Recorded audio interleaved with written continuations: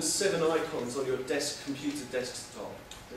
Yeah. How many of you got about 20, 30, and just madness? You've really got stuff on there that you've never looked at since you put it there. It's an easy dumping ground.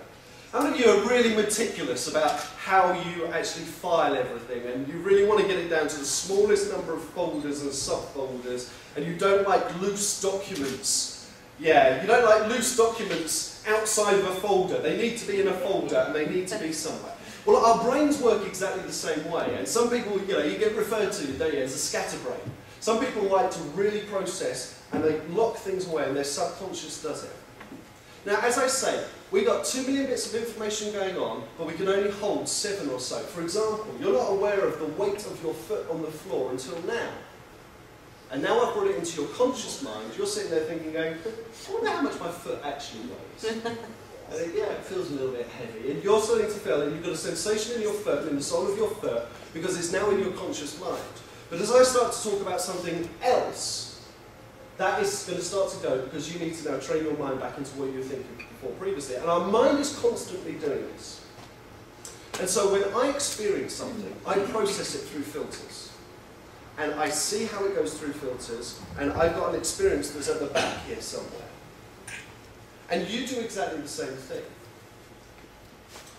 What would it be like if I could really understand your filters? If I could know how you're processing the information, and I know how it is at the back, then I actually know how to connect with you and speak with you in a way that makes sense.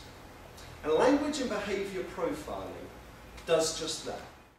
So for some people, actually, the motivation to get something is very strong.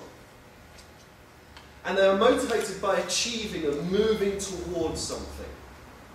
But for other people, actually, they're more strongly motivated by getting away from something, avoiding something, solving a problem. So I'd like you to think about someone in your work environment. Someone that you struggle with, or maybe in your home environment. Someone that you struggle with, one of those difficult people. One of those people that there's the disconnect. Just think about them for a moment. I'll watch for when you start weeping, and then I'll tell you to stop thinking about it. Right, now, ask yourself, which one do you think that they fall in?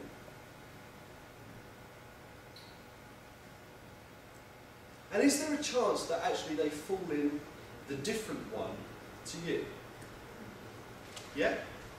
It's quite a few nods. The beautiful thing about language and behaviour profiling is it respects how people really are. Because I am very different in a work environment than I am in my home environment.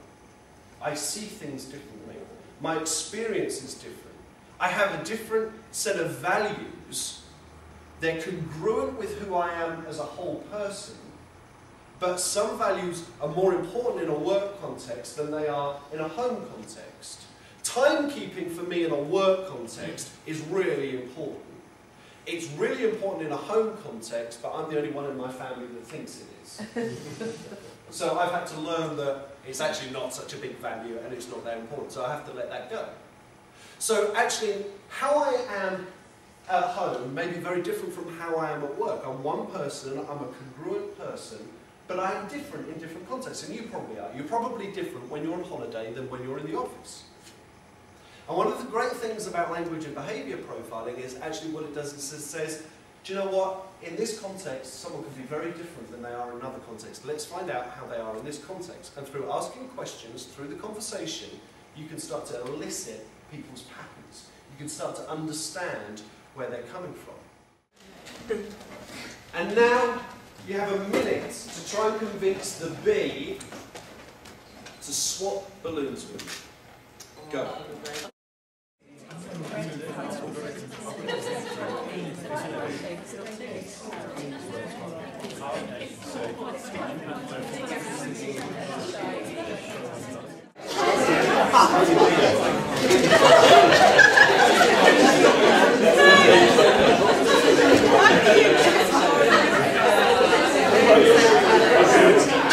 Okay then! How many of you managed a successful swap? It was interesting watching you, I have to say. I would like you to share some of the techniques that you employed. How were we trying to convince people? Well, she didn't want it on the first round, but then when it comes to her trying to sort of took it, then I got what I wanted was 15. Okay, so I put that down as theft.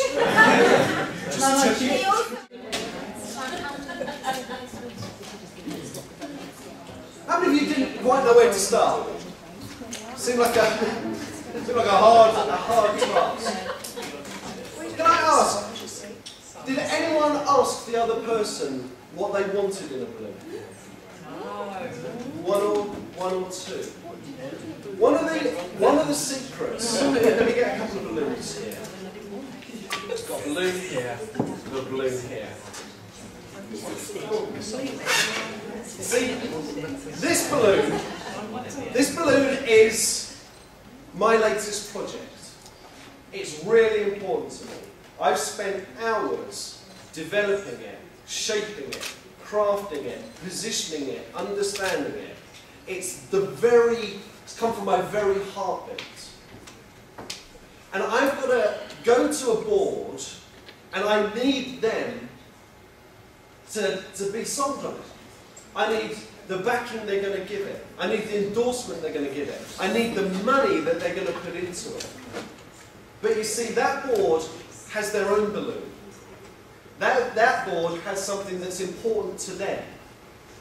Whether that's their budget, whether that's their business objectives. If I don't know what is important to them about their balloon, I'm only going to speak about what I think about this one. If I study their balloon, then what I know about their balloon and how they see their balloon, I can describe my balloon in a way that will appeal to how they want to see it. Does that make sense?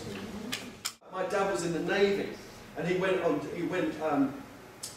pulled in dock in Hong Kong, and a friend of his, a Scottish guy called Jock, wanted to get a tattoo, and having had too much to drink, he went to a tattoo parlour in Hong Kong, didn't speak a word of Cantonese, but he wanted the Scottish thistle on his arm.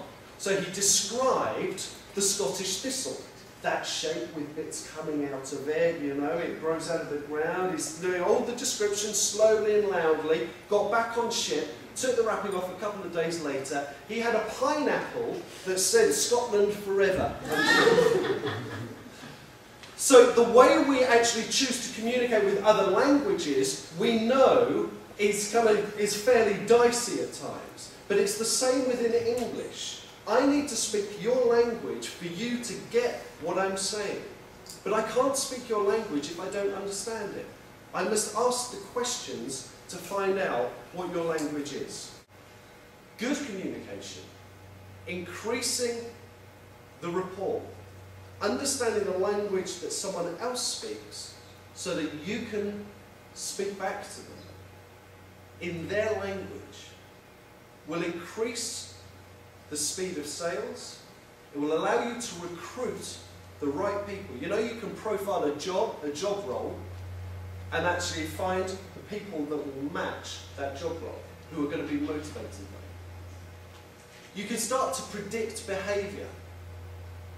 If you understand how someone sees the world, how they're filtering the world, then you can actually start to predict how they will behave.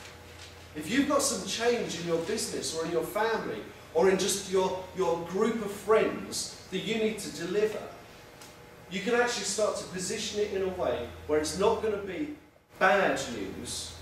You can position it in a way where it will be taken as at least neutral, if not positive.